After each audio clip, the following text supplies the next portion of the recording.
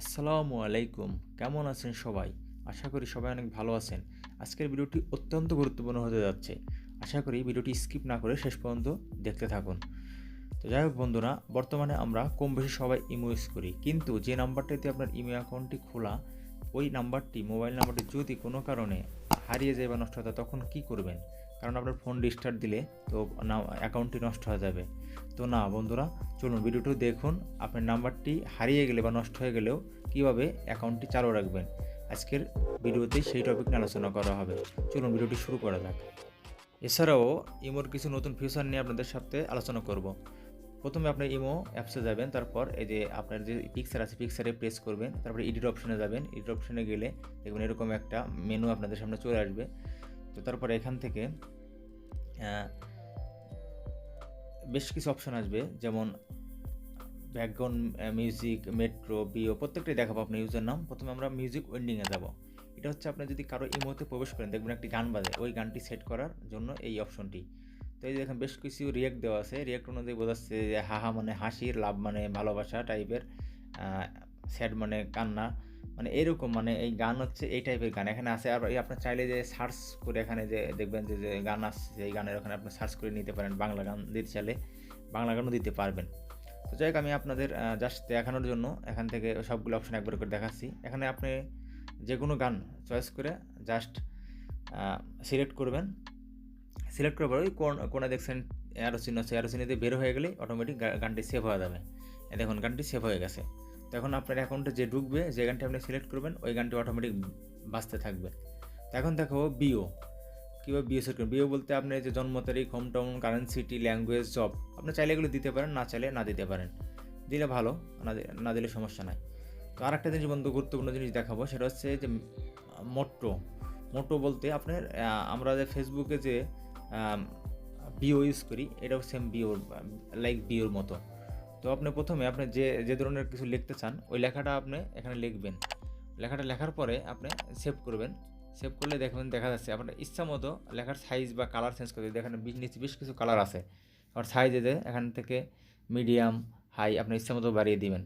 আপনি অনেক লেখা লিখতে পারবেন এখানে আপনার ইচ্ছা মতো। আমি জাস্ট দেখানোর জন্য তিনটে ওয়ার্ড লিখছি। তো আপনারা এখানে আপনাদের পছন্দ মতো যে ধরনের লেখা লিখবেন, আপনার বন্ধুরা ঢুকলে এই লেখাটি দেখতে পারবে। তো এবার ব্যাকগ্রাউন্ড দেখেন, এই ব্যাকগ্রাউন্ড অনেকের এর মধ্যে ঢুকলে দেখবেন বিভিন্ন ধরনের কালার আসে। দেখেন নিচে বেশ কিছু কালার আছে, এখান থেকে আপনি ইচ্ছা মতো পছন্দ করবেন, সেই কালারটি অটোমেটিক ব্যাকগ্রাউন্ডে আপনার চলে যাবে।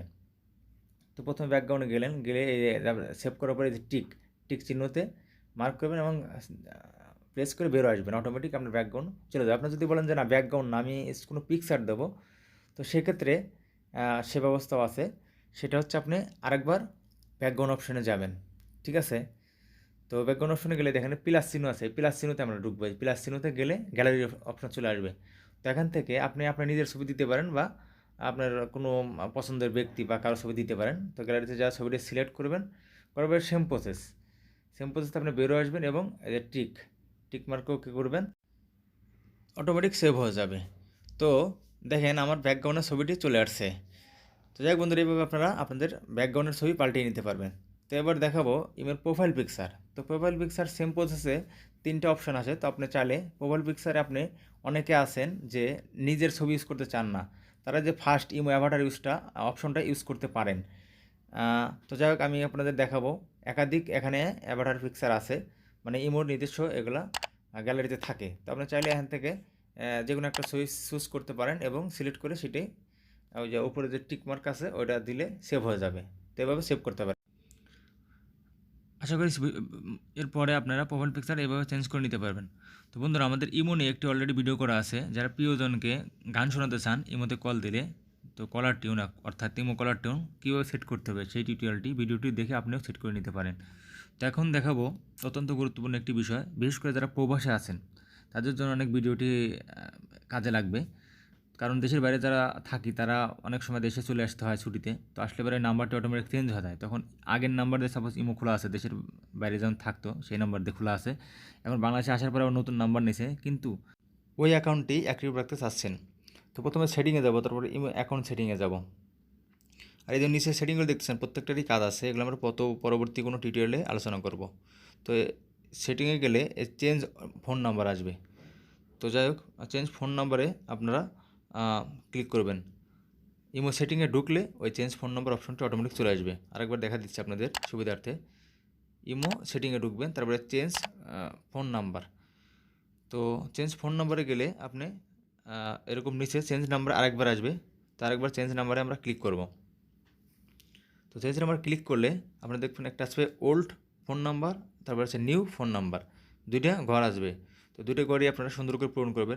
ওল্ড ফোন নাম্বারের জায়গায় আপনার যে নাম্বারটি হারিয়ে গেছে বা নষ্ট হয়ে গেছে, বর্তমানে যে নাম্বারটা দিয়ে ইমো খোলা আছে, মানে অর্থাৎ ওই নাম্বারটি আপনি নির্ভুলভাবে বসিয়ে দিবেন। আর নিউ ফোন নাম্বারের জায়গা বর্তমানে যে নাম্বারটি আপনার কাছে অ্যাক্টিভ আছে, যে ফোন নাম্বার দিয়ে বর্তমানে সবার সাথে যোগাযোগ করেন, তো ওই নাম্বারটি বসিয়ে দেবেন। তাহলে হবে কি, আপনার বারবার ইমো অ্যাকাউন্ট নতুন করে খুলতে হবে না এবং নতুন করে সবাইকে নাম্বার দিতে হবে না। যাই হোক বন্ধুরা, আমার ভিডিও দেখে যদি আপনারা উপকৃত হয়ে থাকেন তাহলে অবশ্যই সাবস্ক্রাইব করবেন এবং পাশে থাকা বেল আইকনটি বাজিয়ে দিবেন এবং লাইক কমেন্ট শেয়ার করবেন।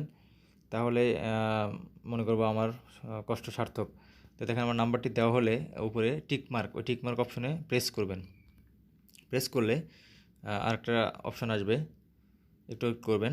ওয়েট করার পরে দেন কনফার্ম আসবে, কনফার্ম অপশন ওকে করবেন। ওকে করলে আপনার মোবাইলে একটি 4 সংখ্যার কোড যাবে। যদি আপনার সিমটি অ্যান্ড্রয়েড ফোনে থাকে তাহলে আর কোডটি আলাদাভাবে দেওয়ার প্রয়োজন হবে না। ডিসপ্লেতে দেখতেছেন সাকসেস লেখা উঠছে, অর্থাৎ আমাদের নাম্বারটি সফলভাবে পরিবর্তন করতে পারছি। যাই হোক বন্ধুরা, আমাদের পুরাতন ইমো অ্যাকাউন্ট কার্যকর রেখে নতুন নাম্বার ইনক্লুড করতে পেরেছি। তো আশা করি আপনারা ভিডিওটি দেখে উপকৃত হয়েছেন। যাই হোক, দেখা হবে আবার নতুন কোনো টিউটোরিয়াল নিয়ে। সে পর্যন্ত আপনারা ভালো থাকবেন। আল্লাহ হাফেজ।